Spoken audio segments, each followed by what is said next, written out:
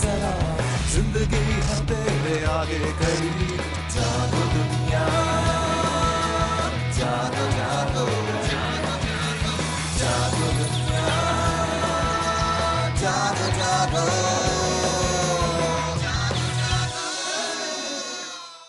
बिस्मिल्लाहिर्रहमानिर्रहीम, अस्सलाम वालेकुम, खुशामदीद।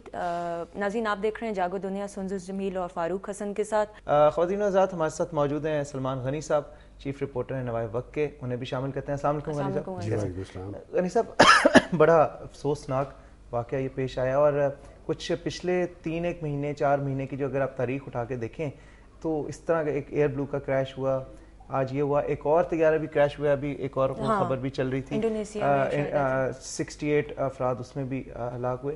मैं ये जानना चाहूँगा कि ये ओवरऑल एविएशन इंडस्ट्री पे सख्त वक्त आया हुआ है, स्पेसिफिकली पाकिस्तान में एक ये चीज़ बड़ी सवाल उठाया जा रहा है कि क्या जो जहाज़ ऑपरेट कर रहे हैं फ़िज़ा में, क्या वो फिट हैं, क्या उनकी मेंटेनेंस टाइम पे की जाती है?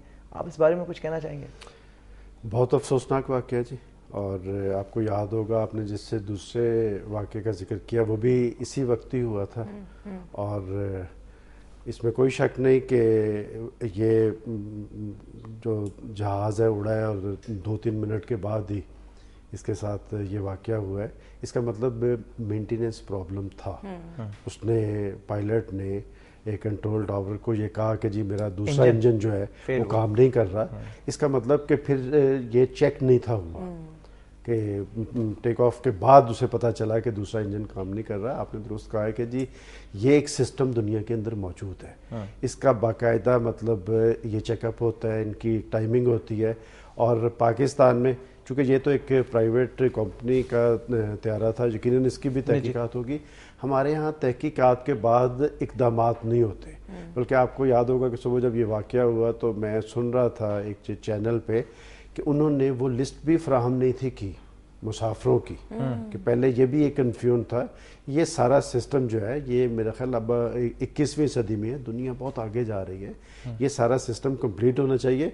और ये वाक़या ख़ास तौर पे आप देखें कि ये टेक ऑफ करते ही इसका मतलब इनका जो चेक का सिस्टम था वो मौसर नहीं था।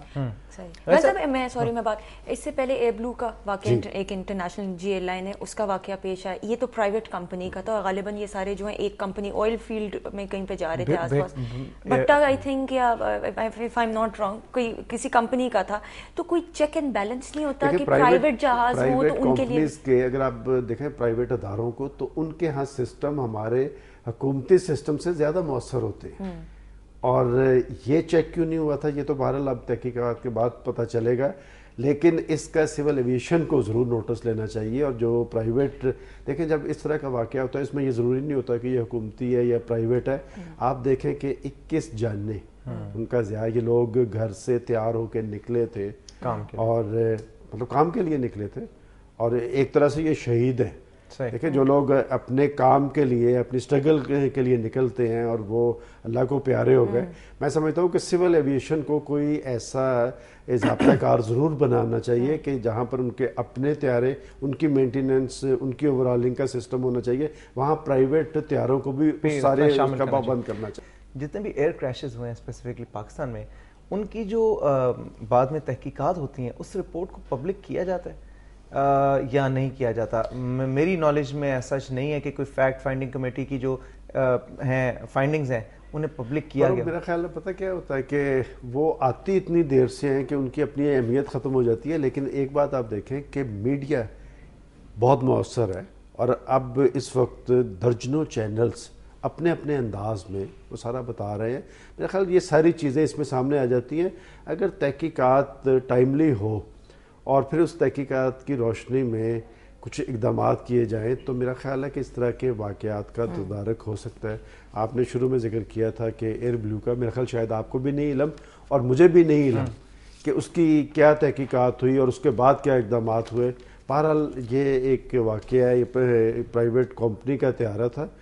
ये बात तो दुरुस्त है कि 1-1.5 मिनट के बाद जब ये उनका इंजन बंद हो गया तो टेक्निकल फॉल्ट जो है वो तो انجینئرس کا تھا. اس کا مطلب انہوں نے اسے چیک ہی نہیں تھا کیا اور اس کے بعد اسے ٹیک آف کی اجازت دے دی. یہ بلیک باکس جو جہاز اس جہاز میں نہیں تھا, جو میں سن رہا تھا, میرے اپنے علم میں نہیں, میں جو ابھی مختلف چینلز پہ دیکھ رہا تھا وہ بڑے جہازوں میں ہوتا ہے, لیکن اس میں کچھ ایسے سسٹم ضرور ہوتے ہیں جہاں سے پتہ چل جاتا ہے. یہ بات تو بڑی واضح ہو کے سامنے آ گئی کہ اس کا انجن کام نہیں کر رہا تھا, چونکہ لاسٹ منٹ پہ جو پائلٹ نے کنٹرول ٹاور کو بتایا اس نے یہ کہا ہے کہ انجن نے کام کرنا چھوڑ دیا, لیکن میڈیا ٹرن لیا ہے. غنی صاحب یہ رپورٹ فالو اپ, اور آپ بھی کیونکہ آپ کا تعلق دونوں سے, الیکٹرانک سے بھی ہے, پرنٹ سے بھی ہے, میڈیا نے یہ رپورٹ فالو اپ نہیں کی. ایون جو ایئر بلو کا تھا, بڑا بلیک باکس تک ہم نے بڑا فالو کیا عوام نے کہ جی بلیک باکس شاید یہاں پہ انٹرپریٹ نہیں ہو سکتا, اسے باہر بھجوانا پڑے گا تحقیقات کے لیے. اس کے بعد وہ واپس بھی آ گیا, لیکن اس کے بعد کوئی اس پہ کوئی سٹوری فالو اپ یا وہ نہیں آیا کہ جی اس بلیک باکس میں سے کیا. جی میں نے یہی فاروق کی یہ بات کہی تھی کہ یہ اگر چیزیں ٹائملی ہوں تو اس کی روشنی میں اقدامات ہو سکتے ہیں.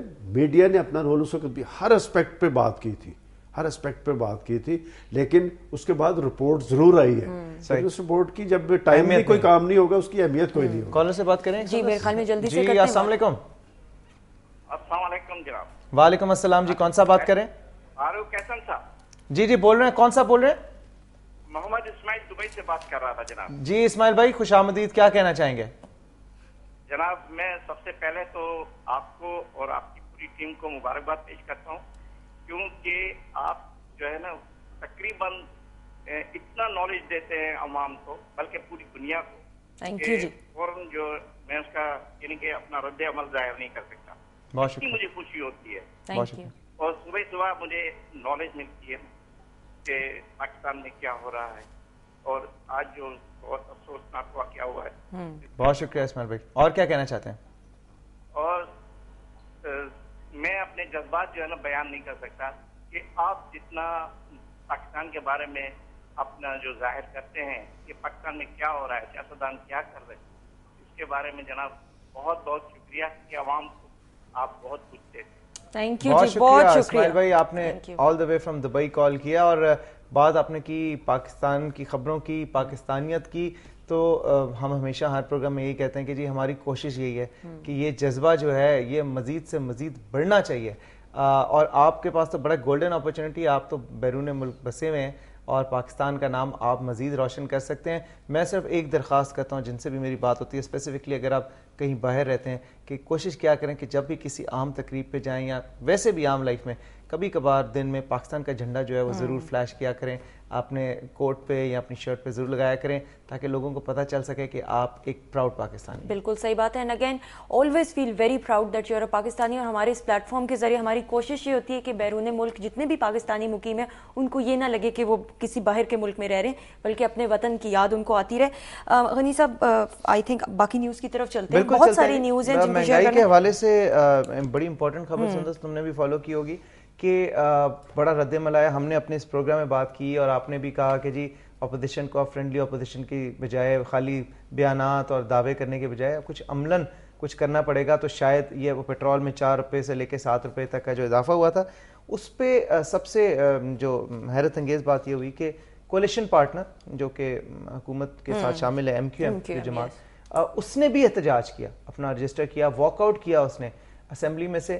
لیکن ساتھ ہی ہم نے ایک بڑی حیرت انگیز بات یہ دیکھی کہ رحمان ملک صاحب جو غالباً لنڈن میں موجود تھے, الطاف بھائی سے ان کی بات ہوئی اور اس کے بعد انہوں نے اپنا جو ہے دوبارہ سے واک آؤٹ ختم کر کے اسمبلی میں واپس آ گئے. تو یہ کیسا احتجاج تھا غنی صاحب؟ ایک اور چیز کا اضافہ کر لیں کہ پرائم منسٹر نے قومی اسمبلی کے اندر جب آپ ہی کی طرح کی بات حنیف عباسی صاحب نے کی تھی تو انہوں نے بڑا سخت رد عمل ظاہر کیا تھا. انہوں نے کہا تھا کہ کوئی مڈ ٹرم الیکشن نہیں ہوں گے, میں اسمبلی توڑوں گا, اور پاکستان میں اب مارشل لا نہیں لگ سکتا, اب یہ وہ فوج نہیں ہے. دیکھیں فاروق, بات یہ ہے کہ ابھی آپ پہلے بات کر رہے تھے پاکستان کے لیے جذبے کی. دبئی سے ایک صاحب, آپ دیکھیں ذرا ان کے جذبات کیا ہیں. پاکستان کے عوام کے جذبات ہمیشہ پاکستان کے لیے وہی ہیں جو پاکستان سے باہر بیٹھے ہمارے پاکستانیوں کے ہیں, لیکن اس پاکستان کی ذمہ داری پاکستان کے عوام حکمرانوں کو دیتے ہیں, انہیں مسند اقتدار پر بھی اٹھاتے ہیں. اور اس میں کوئی شک نہیں کہ آپ دیکھیں کہ مہنگائی کا ایک ایسا سلسلہ شروع ہے, کوئی ایک دن ایسا نہیں جا رہا جس میں یوٹیلیٹی بلز کے, آج آپ دیکھ لیں, آج کے اخبارات میں پھر موجود ہے کہ اب ہمیں کہتے ہوئے شرم آتی ہے کہ ہر آنے والے دن میں آپ بجلی کی قیمتوں میں, آپ گیس کی قیمتوں میں, آپ اشیاء ضروریات, اسی پروگرام میں آپ کو یاد ہوگا کہ سپریم کورٹ نے نوٹس لیا تھا کہ چینی کی قیمتیں جو ہیں وہ 40 روپے سے زیادہ نہیں ہونی چاہیے, اب 100 روپے پہ آ گیا. ایک بریک لیں گے, یہیں سے بات شروع کریں گے, بہت امپورٹنٹ بات ہے. خواتین حضرات اسٹے ٹیون ٹو جاگو دنیا.